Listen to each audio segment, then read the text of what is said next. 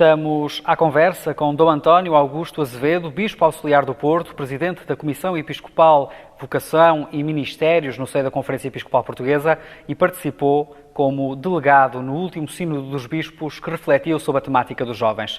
Muito obrigado por estar à conversa connosco, Sr. Dom António Augusto. Falo já desta que foi a sua experiência como delegado ao Sínodo dos Bispos. Como é que representa para si esta etapa de reflexão da Igreja?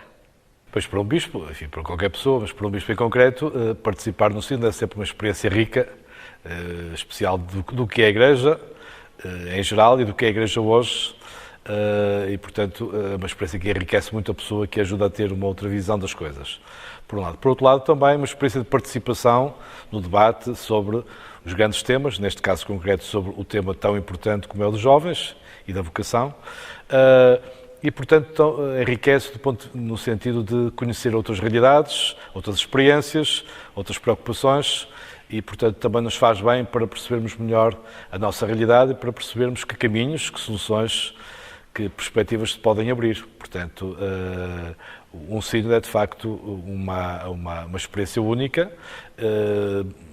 muito importante, de facto, na vida da Igreja e, sobretudo, nos frutos que pode vir a dar. Não é uma reunião, não é mais uma reunião como outra qualquer, é uma verdadeira expressão do ser Igreja, porque está ali toda representada. Não é? A temática dos jovens, uma temática ampla no seio da Igreja e uma temática à qual o Papa Francisco dá muita atenção.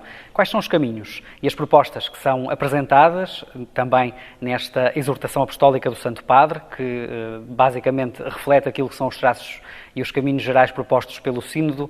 Quais são os caminhos e as propostas para os jovens de hoje em dia? Eu diria que há basicamente duas ideias de fundo de renovação, não é?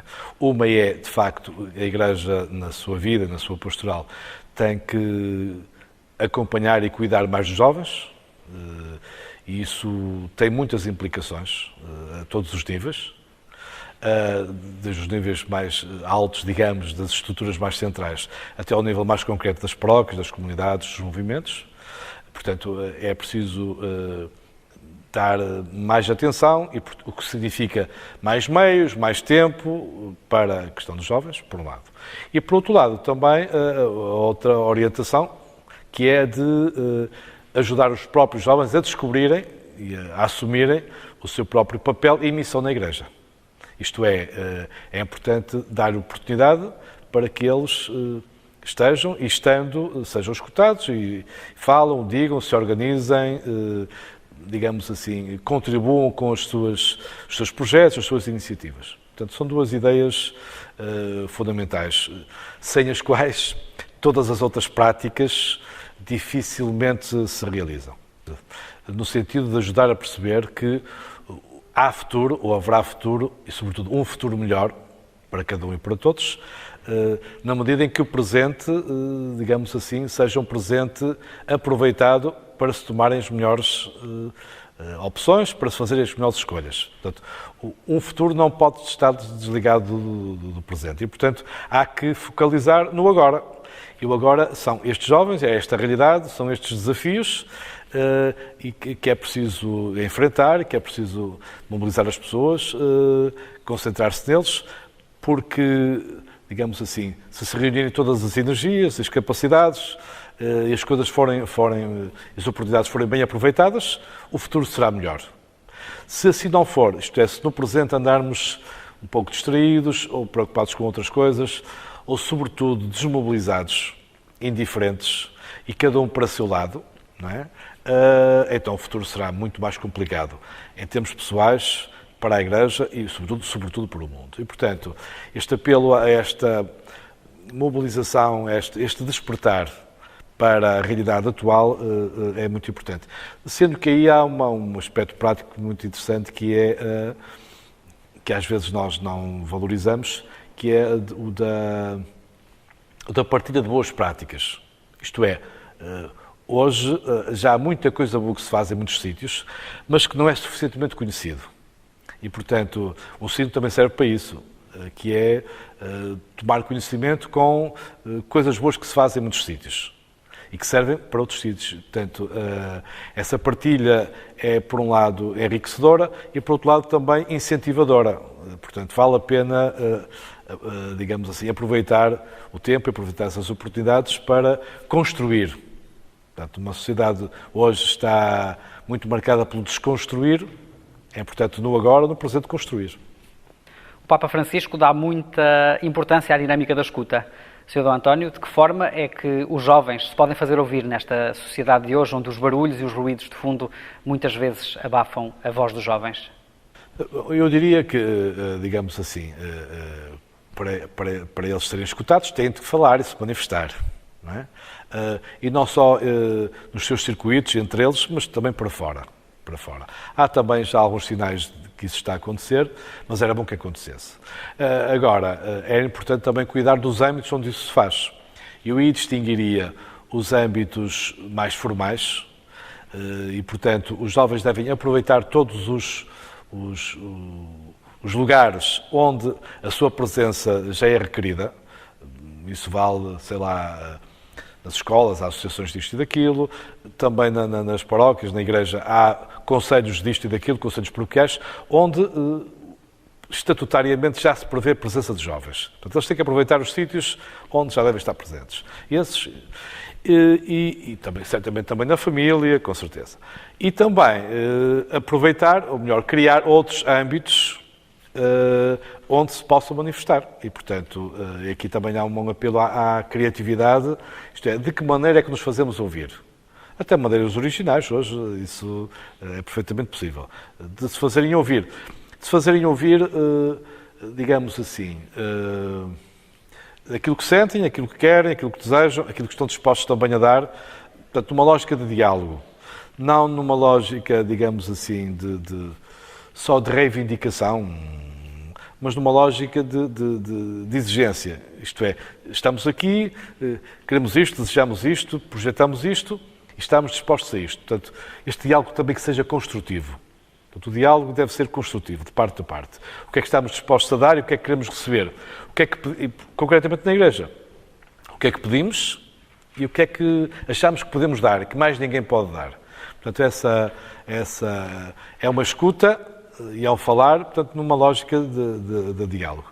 Eu creio que seja, de facto, nos espaços que já por natureza devem ser de diálogo e também noutras modalidades, noutros modos, noutras maneiras que se possam criar, e acho que há também aqui um espaço à criatividade. Qual a importância da Jornada Mundial da Juventude no contexto desta reflexão acerca da temática dos jovens? Eu acho que as jornadas, em primeiro lugar, são um grande desafio para Lisboa, que é a diocese que assumiu, mas seguramente para todo o país. Portanto, eu diria, para os jovens portugueses, será uma grande oportunidade para uma experiência de fé, que é isso que deve ser em primeiro lugar, não é? E depois para uma renovação do seu modo de ser cristão. E, portanto, foi uma graça, portanto, é uma oportunidade única, e por isso eu ligaria a reflexão feita no Sínodo e os desafios que ficaram no Sínodo como um excelente guião, não é? Para que esta preparação das jornadas signifique no terreno, e no terreno quer dizer nas dioceses, nas paróquias, nos movimentos, um incrementar, uma dinamização em ordem às jornadas.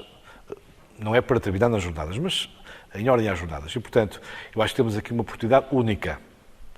E era importante que as pessoas todas se acordassem e se mobilizassem para esta urgência. Porque se isto for vivido desta forma, pode ser muito importante. Se não, pode ser menos importante e pode ser uma oportunidade desperdiçada. Eu estou muito confiante, não é?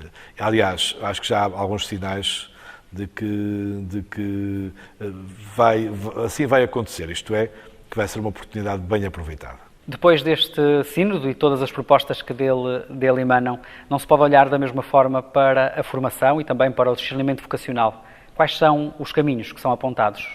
Em primeiro lugar, uma mudança mais geral, isto é, o sínodo no documento final e o Papa na exortação, põe muito a questão numa base muito ampla e muito geral. Isso é importante, quer dizer, é importante que na formação dos jovens a componente vocacional seja uma componente a ter em conta. Isto é, que essa questão seja refletida por cada um. Porque isso é que permitirá, digamos assim, valorizar cada vocação. E, portanto, essa perspectiva, ou seja, todos os nossos âmbitos formativos, os grupos, movimentos, catequeses, escolas, etc., devem ser, por natureza, espaços que ajudam a pessoa a colocar essa questão. Também, especificamente no que diz respeito à vocação consagrada, ao ministério, etc., e à vida missionária, etc., também aí deve haver alguma atualização, no sentido de, digamos assim, ser uma preparação certamente mais exigente, com critérios mais claros, por um lado. Por outro lado, uma formação que tem muito em conta as características desta geração. Isto é, que aproveita as coisas boas e que também reforça, porventura, algumas debilidades que possa ter. Portanto, porque a formação não pode ser assim uma tábua rasa, não, tem que atender às circunstâncias de cada geração. E, portanto, há aí alguns aspectos a melhorar, sobretudo num ponto que é o que diz respeito ao tipo de acompanhamento. Isto é, que tipo de acompanhamento se faz, seja na lógica pessoal, individual, seja na lógica de comunidades.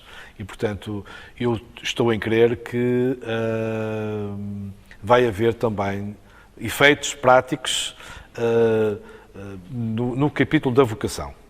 Seja numa linha mais geral, seja numa linha mais de melhor preparação para as vocações consagradas e, por exemplo, aí reforçar este aspecto que é, na formação das pessoas, elas devem estar mais preparadas para conviverem com os jovens. Isto é, para serem também formadores de jovens.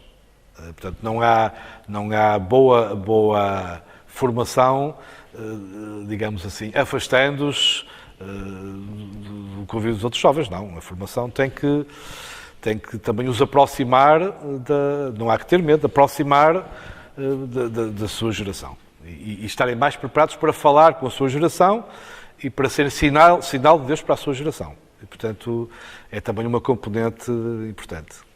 Muito obrigado, Sr. D. António Augusto, pela disponibilidade em estar à conversa connosco. Desejamos-lhe a continuação de um bom trabalho. Muito obrigado. Quanto a nós, ficamos por aqui. Marcamos encontro, uma próxima oportunidade, aqui no canal da Associação de Estudantes de Teologia do Porto.